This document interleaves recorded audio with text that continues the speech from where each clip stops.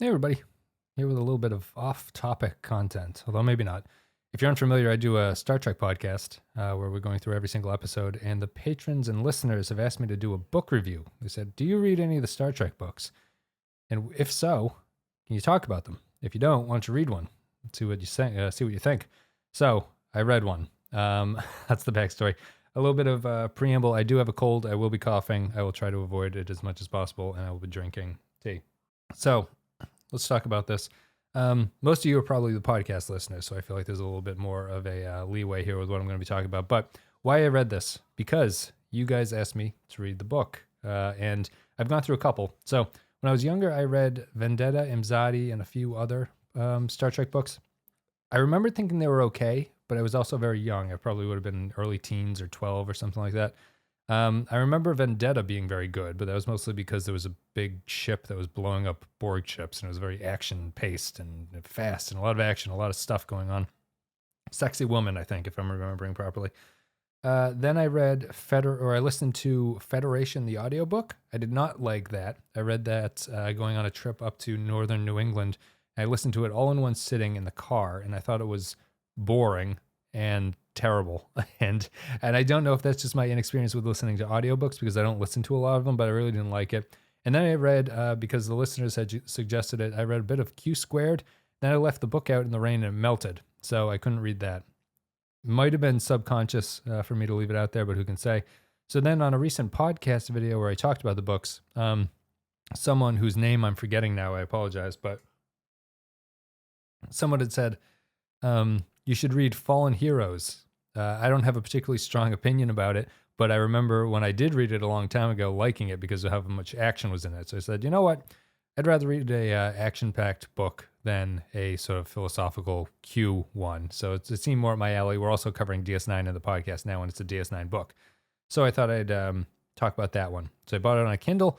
I read it, and here's spoilers. I did not like it whatsoever. So I think this video is less a... I don't know what I'm going to title this, but it's less a review and more me going to be talking about why I don't like the Star Trek books and why I think a lot of them fail, and maybe looking for recommendations about what people think would be a good book for what I'm looking for. So to start off, the book has a couple things going against it for me. I basically prefer nonfiction to fiction. All things being equal, I would rather read a nonfiction book than a fiction book, and a fiction book has to be very good for me to really enjoy it. And I don't have a lot of patience for bad books in a way that I have patience for bad Star Trek episodes or bad movies or things like that. Where the badness there feels kind of instructive, and because you can get through a book or a movie or a TV show or a movie relatively quickly, it doesn't feel like a total waste of your time. And as the father to two young kids, bad books at this point are like a no-no. Like I give up on bad books very easily because I don't have the time, and it's not worth the amount of time that it takes to put into reading a bad book to get really nothing out of it.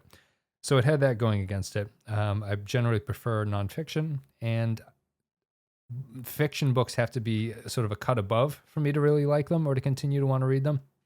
I did finish Fallen Heroes, which is the name of the DS9 book if I haven't said it yet. I did finish Fallen Heroes, although the last 30% of it was definitely a read to get through it as opposed to a read to really enjoy it.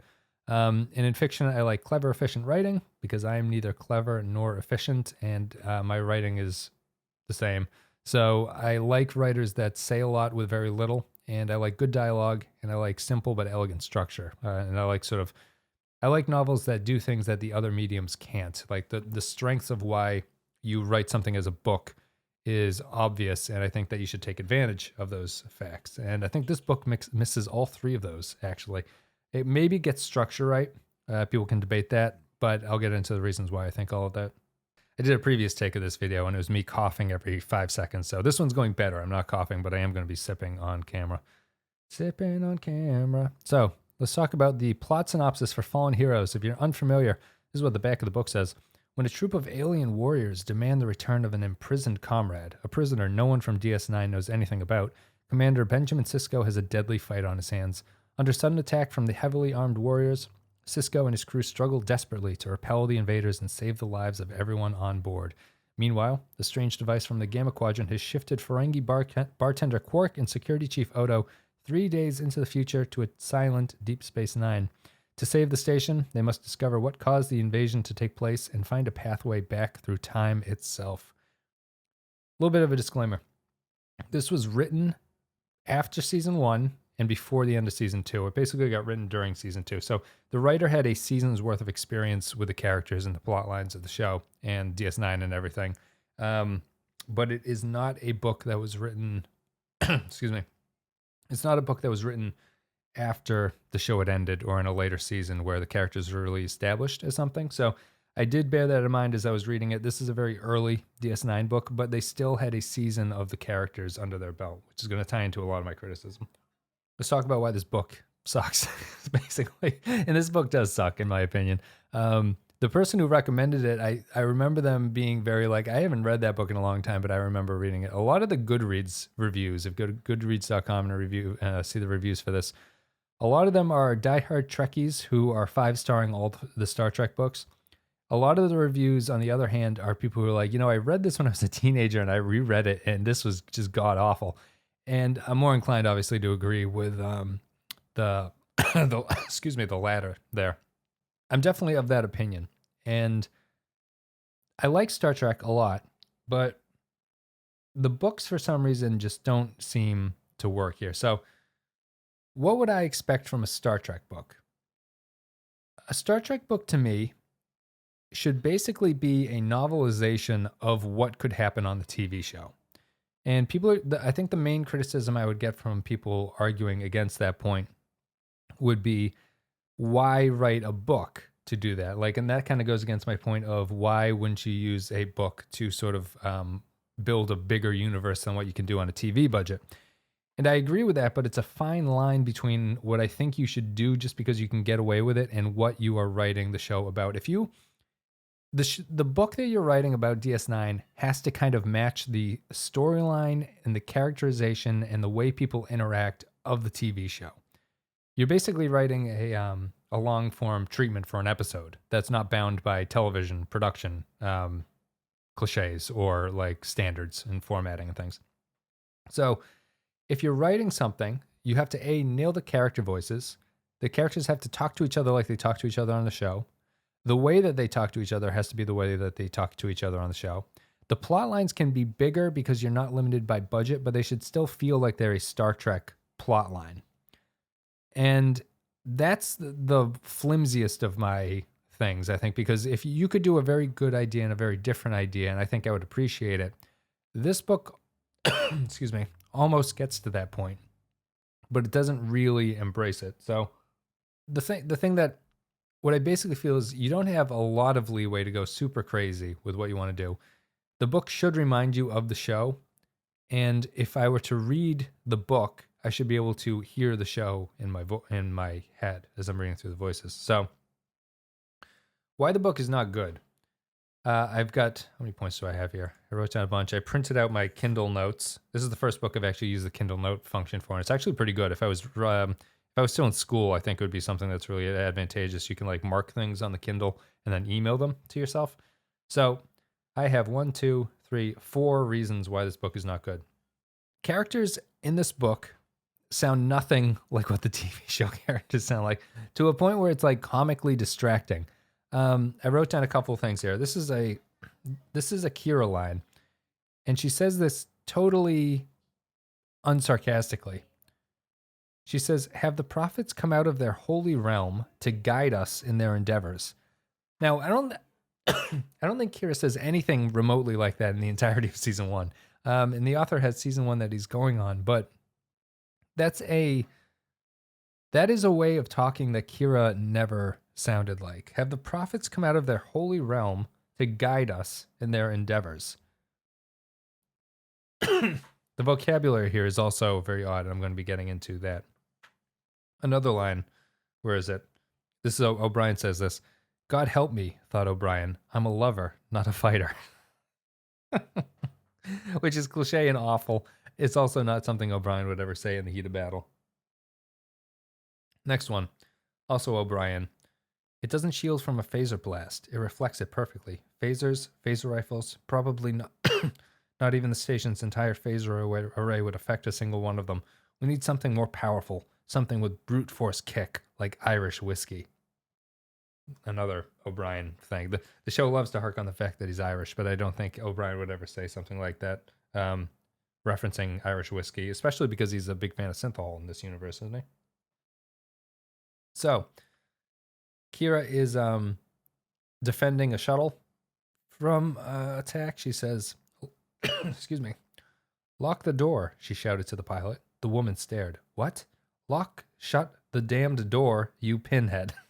So Kira calls somebody pinhead, which is funny enough because that doesn't seem like a very Kira insult. And she also does it in the heat of battle, which is comical. And then the last thing I have here about what like sort of horrible character voicing they have. Quark says this to Odo. "I know what bail is, you shifty Cardassian relic. How much did you say? 1 bar? Shifty Cardassian relic. Doesn't make a lot of sense. I don't know if that's a mistranslation because that has something to do with the box that they found, but it's just terrible. So maybe that's a good place to go into this to explain the background of what this story is actually about. So a group of alien ship comes out of the wormhole, attacks DS9. The aliens invade DS9, and they have this armor that reflects phaser blasts. And oddly, at least oddly in the Star Trek universe, they shoot guns that fire real bullets. So they're using basically like 20th century guns against the crew on the station. And they are wearing armor that, while it doesn't protect them from their own bullets, it does protect them from the enemy's phaser fire, which is kind of bizarre. So you can't kill them, and they are just going through the station, mowing people down. And Quark and Odo get shot 3 days in the future because Quark opens up this box that he's found. And Odo and Quark are in the future, which is a deserted DS9, except everyone is dead on it. It's deserted or everyone is dead, and they're trying to figure out what's going on. They figure out that there was an attack at some point. They go back in time, and well, at this point, the narrative, every other chapter basically shifts between perspective of the present and the future where Quark and Odo are. So you'll read a scene about like O'Brien getting shot, and then you'll cut to Odo and Quark who find his body and sort of remark on it. And that's the structure until the end where Odo and Quark could go back in time. Quark races along and explains what the situation is to the aliens, and it turns out that the box that Quark had opened was what these aliens were after. They thought it was a comrade of theirs, and these aliens have a very odd code where the only time that they're like unstoppable and will kill everyone if anyone imprisons one of them, which is a weird alien trait. That's the setup, and then Quark explains what's going on. They give the box back to the aliens, and time is reset so that nobody dies, and it's very cliche, sort of Star Trek-y ending. That's the plot. The most interesting things about that are the alien weapons and the absurd level of violence that are in the book.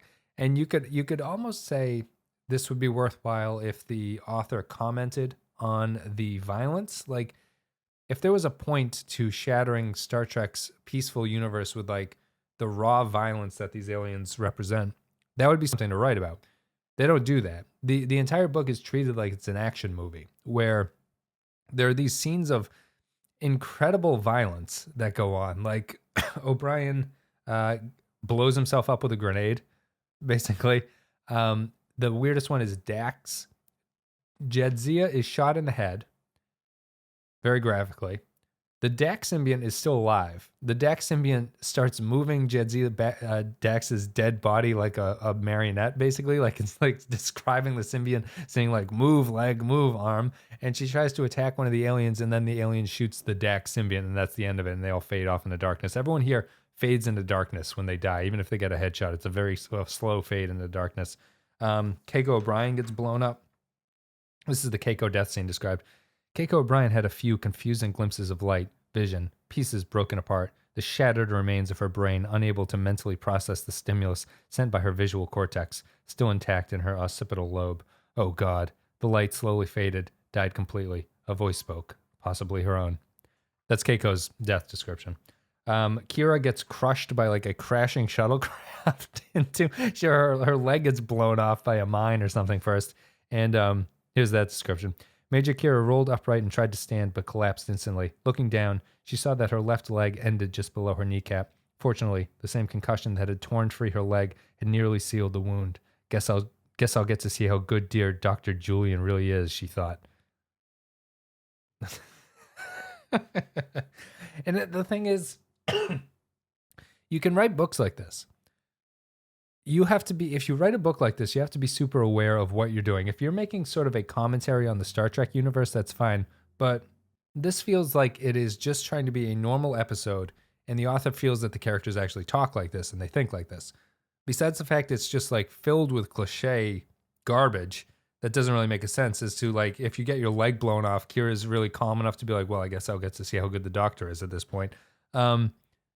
Doesn't feel like it fits Star Trek. Doesn't feel like it fits reality. Feels like it's some weird, goofy hodgepodge action movie that they've stuck into a Star Trek universe. And while I like the alien concept about this supreme violence that gets visited on Star Trek, that's kind of cool.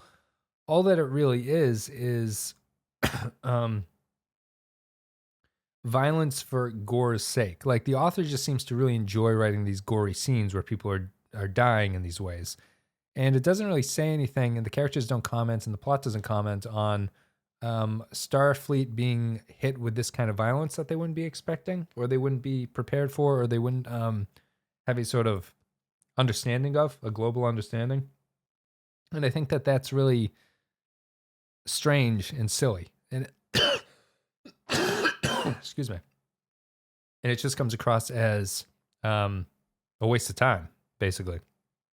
So the other sort of, I'm sort of skipping around here, but I'm not particularly organized. The other thing besides this sort of bad writing that's going on is the book takes liberties with stuff that the show does not, and I feel it does it in an unfair way. So this goes to my example of like writing for the show, and the most egregious point here is Odo's shape-shifting, which, because you're not bound by the budget of the show, makes a lot of sense that Odo would shapeshift. Odo shapeshifts a lot in this book, like constantly. There's a scene in the beginning where he's trying to get through a crowd, and he turns his arms into like the cow catcher thing on a train that pushes people out of the way, and he walks through the crowd and he sort of pushes everyone out of the way because he's got this thing on him. And he does other things like shapeshifts to get to higher levels, which all kind of makes sense, but at the same time, the show seems to write Odo as though he does not do this because he's trying to sort of blend in a way. Like he doesn't like to shapeshift in front of people, and that happened in the first season. That's kind of an episode that is focused on that, and the book doesn't care about that. It doesn't respect that, and the writing comes across as detached from what you'd expect of a Star Trek book. It feels like the author doesn't know what the characters do. The other liberty it takes is that tech is treated very oddly. They use the tractor beam like a baseball bat for a good portion of the first couple chapters.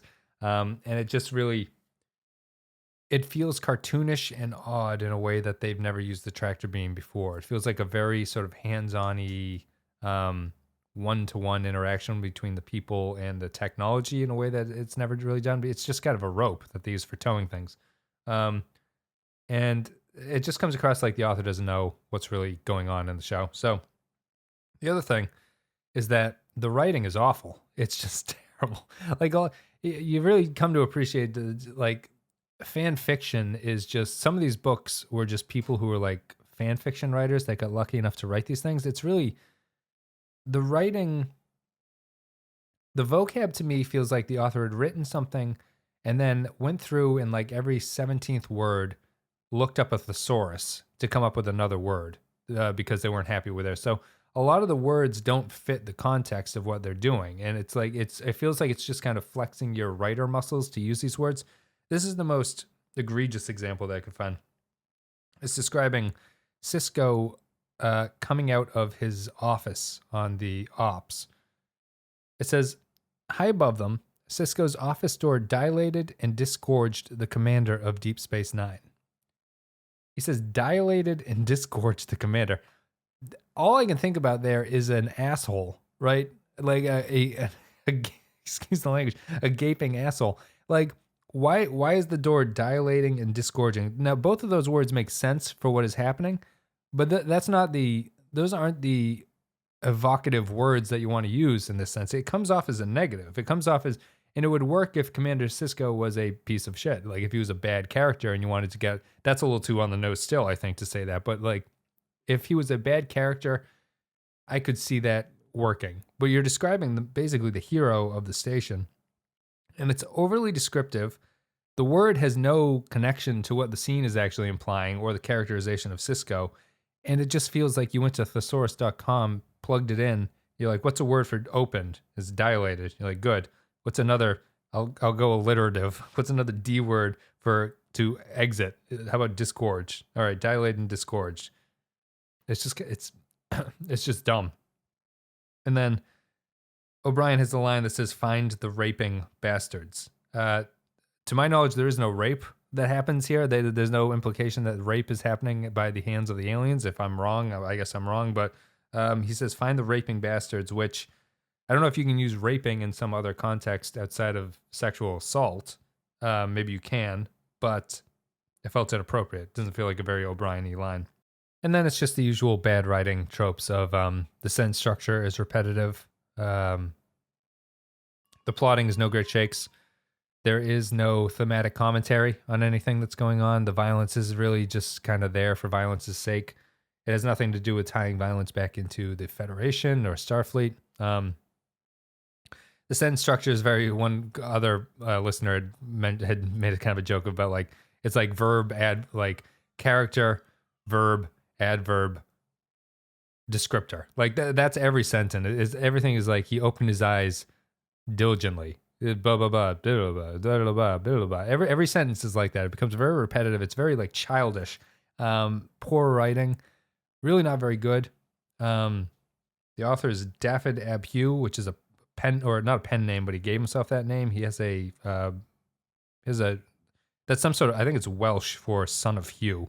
That's what he named himself. It's just it's really bad writing, and the plot is no great shakes. Like I was willing to give the novel something if the climax had been something that was not so generically Star Trekky.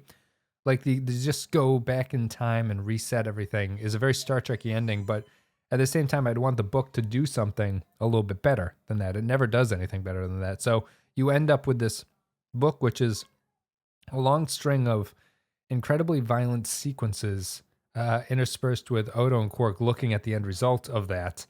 And then it just wraps up by going back in time and resetting everything. And it feels like you need something bigger than that. It didn't really accomplish anything. I wasted a lot of time going through the book, reading it, and then ended up not really thinking anything about it. It didn't amount to anything. It was just kind of like, oh, I felt like I went through that and killed time for a little bit of a while.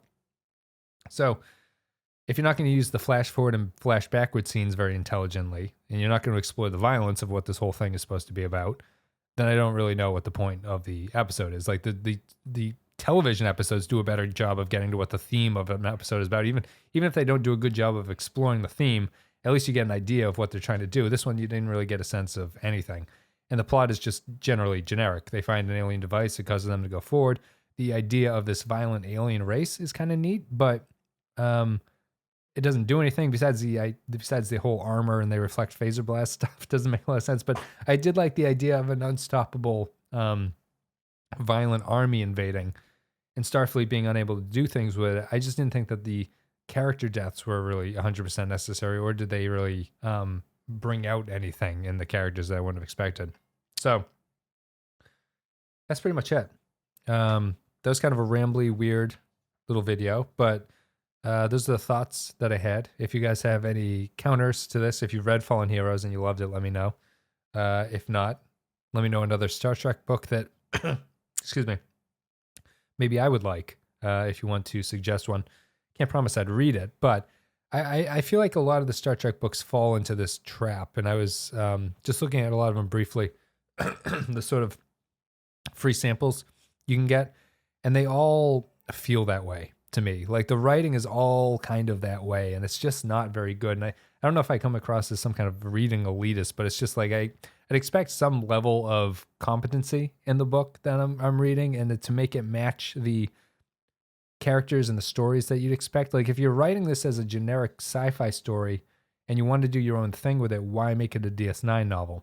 Obviously there's the business incentive of you can market it as a Star Trek novel, but if it has nothing to do with it, why do that? And if it's for the financial aspect of it, like I don't want to read that. It's not anything, there's nothing holding that to the show, which I love. It's completely separated from that, and it's its own thing that is just sort of themed as a Star Trek book. And I feel that's what this really was. So yeah, not very good. Fallen Heroes, a DS9 book, not very good at all. I would not recommend it. I would give it 0 out of 5 stars on our podcast scale. Would it have made a good episode? Probably not. The violence would have been, it would be a good DS9 movie, just to get some real ultra violence in there, and then just cut back to nothing and have it not be about anything, and have people debate the merits of that film. That's about it. Thank you guys very much. Hope you enjoyed. I don't know if I'll be doing many more of these because I didn't really enjoy reading the book here, and it took a lot of time to get this done, but that's my rambly video. Thank you for watching. Check out the podcast. We do the podcast where we talk about all the Star Trek episodes. It's a little bit more focused and a little bit more bantery than this, and the episodes are actually better. Thank you very much. Thank you to the listener who recommended the book. It was insightful, I guess is the way I describe it. Maybe you should go back and read it if you haven't read it recently. See if your opinion has changed. All right, guys. Thank you very much for listening, and I will see you next time.